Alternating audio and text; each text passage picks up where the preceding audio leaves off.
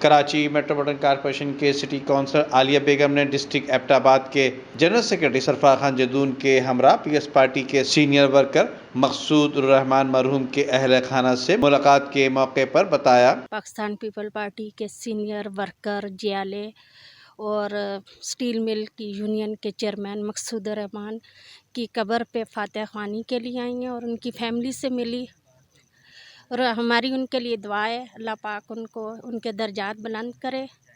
اور ان کی فیملی کو صبر جمیل عطا کرے۔ باقی پیپل پارٹی انشاءاللہ دوبارہ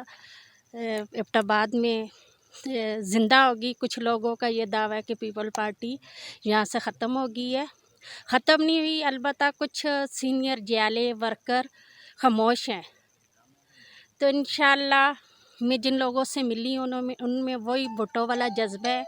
وہ پیپل پارٹی کو دوبارہ زندہ دیکھنا چاہ رہے ہیں اور ان کے جذبات ماند نہیں پڑے،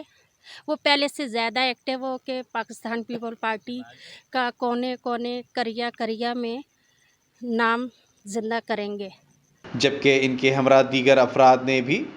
مقصود الرحمان مرحوم کی کاوشوں کو سراہا اور ان کی قبر پر پھولوں کی چادر چڑھاتے ہوئے فاتحہ خوانی بھی کی۔ Nadeem Siddiqui, metro 7 city news, Abbott آباد۔